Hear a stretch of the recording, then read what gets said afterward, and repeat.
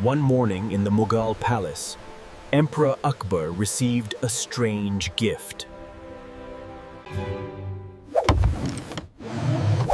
A beautiful parrot, but it never spoke. A talking parrot that doesn't talk? What kind of joke is this?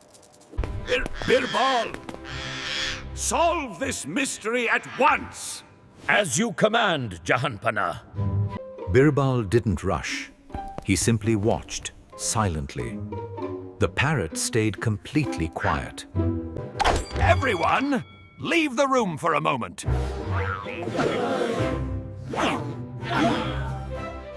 Mithu wants mango. Mithu wants music. Mithu wants mango. Mithu wants music. Jahanpana, the parrot is shy. When everyone stares, it feels scared. Kindness and patience help even the quietest hearts open up. So even a bird needs kindness, just like people.